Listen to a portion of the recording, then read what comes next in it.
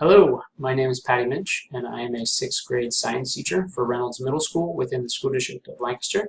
I'm working towards my master's degree at Millersville University for assessment, curriculum, and teaching with a STEM concentration.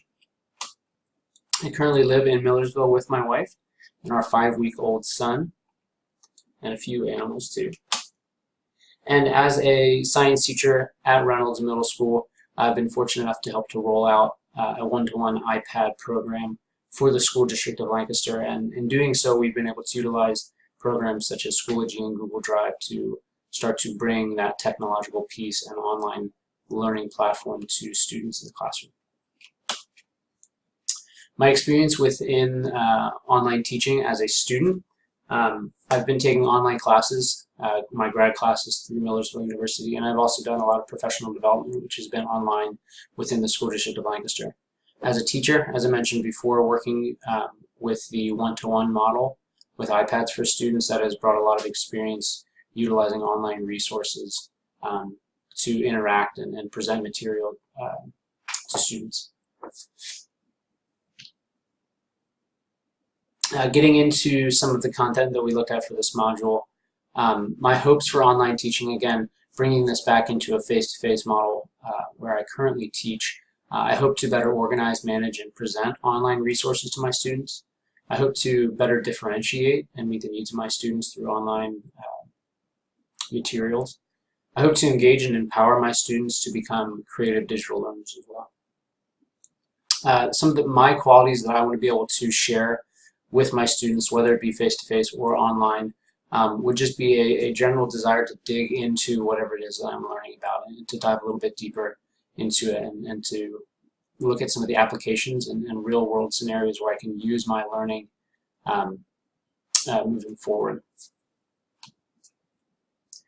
As far as some of the challenges to online teaching, which were outlined in our article, the one thing that really stuck out to me was the control of content. Some teachers that were interviewed mentioned that there's very little wiggle room for what they can teach and making resources, whereas others might be used to creating their own resources. So I'd be interested to learn a little bit more about how that works within the online teaching model. I'm also curious to see how different teachers manage projects or assignments, and to see some of the technology that's used to present information to students and what technology they use to present their understanding. Lastly, some of the management elements that I'm used to in the classroom, I'd be curious to see how that transfers over to an online setting, such as student accountability, seeing how students collaborate with one another, and then also seeing how to ensure that students are participating. The one approach that really stuck out to me, and it looks like it was the same for many of you as well, was the guide on the side. To me, this is how I teach most of the day. It's clearly best practice, and it enables me to take the focus off of myself and put it onto students through project-based learning. I found that really empowers learners and helps them to start to develop an independence and creativity within problem solving and learning on their own. That kind of brings me to, I think was the original question was, is good teaching good teaching? Looking at page 73 in Rice's book, there's a table 4.1 that outlines the desired tone and teacher and student roles in face-to-face versus online learning environments. As a face-to-face teacher, I was a little bit taken aback by it. I think that there are some really good qualities that are outlined in the online classroom part of the chart, and then some really poor qualities that are outlined in the face-to-face classroom or the traditional role.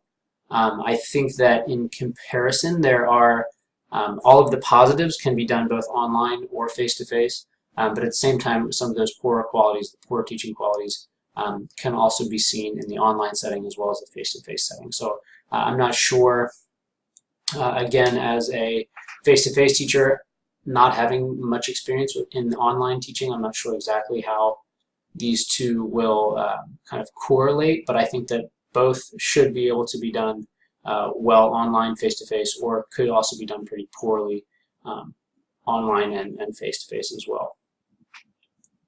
To touch on that a little bit more, what is good teaching to me and within my experiences, being able to meet students' needs, to engage them within their own learning process and to provide necessary supports to really push them to dive deeper into whatever it is that they're learning about.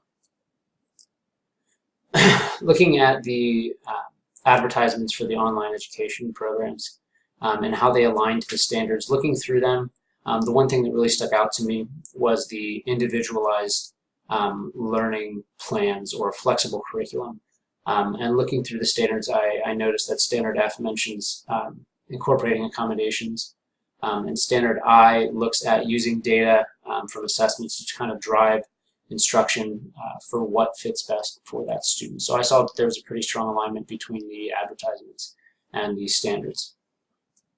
Lastly, here are the resources that we used for this module and where I'm pulling some of my information and examples from. Thank you for listening through this and reading through it. I look forward to hearing your feedback and discussing some of these ideas with you. Thank you.